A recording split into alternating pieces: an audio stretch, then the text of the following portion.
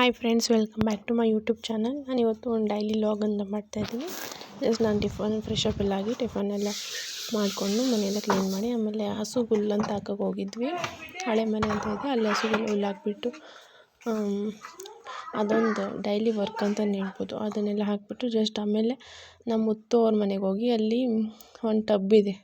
ಆ ಟಬ್ಬಲ್ಲಿ ನೀರು ಹಾಕ್ಬಿಟ್ಟು, ಇವಾಗ ಸಮ್ಮರ್ ಅಲ್ವ, ಅದಕ್ಕೋಸ್ಕರ ನೀರು ಹಾಕ್ಬಿಟ್ಟು ಹಂಗೆ ಆಟ ಆಡ್ಕೊಂಡು ನೋಡ್ಕೊಂಡು ಕೂತಿದ್ವಿ. ಜಸ್ಟ್ ಟೈಮ್ ಪಾಸ್ ಆಗುತ್ತಂತ. ಆ್ಯಂಡ್ ಹಂಗೇನೆ ಇವಾಗಿನ ಸಮ್ಮರಲ್ಲಿ ನೋಡ್ತಾ ಇದ್ದೀರಾ ಎಷ್ಟು ಬಿಸಿಲಿದೆ ಅಂತ. ನಾವು ಕೂಡ ನೀರಲ್ಲಿ ಇದ್ದರೆ ಒಂದು ಸ್ವಲ್ಪ ಸೆಕೆ ಆಗೋದು ಕಮ್ಮಿ ಆಗುತ್ತೆ ಅಂತ. ಆ್ಯಂಡ್ ಇವತ್ತು ಆಳುಗಳು ಕೂಡ ಬಂದಿದ್ದರು ರಾಗಿ ನಾಟಿ ಮಾಡೋಕ್ಕೋಸ್ಕರ. ಅವ್ರಿಗೆ ಮನೆಗೆ ಹೋಗ್ಬಿಟ್ಟು ಟೀ ಕಾಯಿಸ್ಕೊಂಡು ಮಜ್ಜಿಗೆ ತೊಗೊಂಡು ಬಂದಿದ್ದೀನಿ. ಆ್ಯಂಡ್ ಅವ್ರಿಗೆ ಊಟ ಮಾಡಬೇಕಿತ್ತಲ್ವ, ಅದಕ್ಕೋಸ್ಕರ ರಾಗಿ ಮುದ್ದೆ ತಿರುವೋಣ ಅಂತ. ಆಮೇಲೆ ಒಂದು 10 ಮುದ್ದೆ ಅಂತ ಮಾಡಬೇಕಿತ್ತು. ನಾನು ಜಸ್ಟ್ ಟ್ರೈ ಮಾಡೋಣ ಅಂತ ಹೋದೆ, ಅಷ್ಟೊಂದು ತಿರ್ಗೋಕ್ಕಾಗಿಲ್ಲ. ಆಮೇಲೆ ನಮ್ಮ ಅಮ್ಮನೇ ತಿರುಗ್ಕೊಂಡ್ರು. ಯಾಕಂದರೆ 1-2 ಮುದ್ದೆ ಆದರೆ ಮಾಡ್ಬೋದು, ಆಳುಗಳೆಲ್ಲ ಇದ್ದಾರೆ, ಆಮೇಲೆ ಗಂಟಾದರೆ ಚೆನ್ನಾಗಿರಲ್ಲ ಅಂತ ನಮ್ಮ ಅಮ್ಮನೇ ತಿರೋದ್ರು. ಆಮೇಲೆ ನಿಜವಾಗ್ಲೂ ಹೇಳ್ಬೇಕಂದ್ರೆ ಅವಾಗಿನವ್ರು ಎಷ್ಟು ಜನ ಇದ್ದರು, ಅವ್ರಿಗೆಲ್ಲ ಮುದ್ದೆ ಮಾಡಬೇಕಂದ್ರೆ ರಿಯಲಿ ಹ್ಯಾಟ್ಸ್ ಆಫ್ ಅಂತಲೇ ಹೇಳ್ಬೋದು.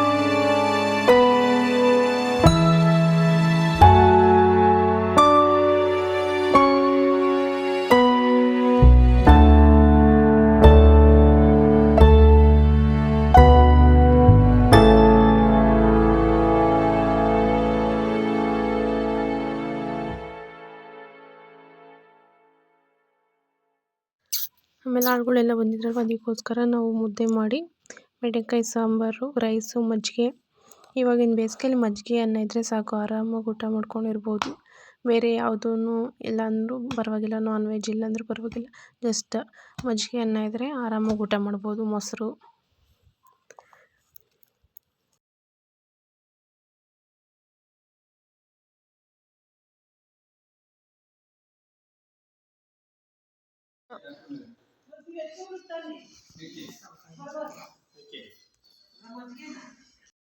ಆ್ಯಂಡ್ ಹಂಗೆ ಬಾಳೆ ಎಲೆ ಐತಲ್ವ, ಅದಕ್ಕೋಸ್ಕರ ನಾನು ಬಾಳೆ ಎಲೆ ಊಟ ಮಾಡೋಣ ಅಂತ ಒಂದು ರಾಗಿ ಮುದ್ದೆ.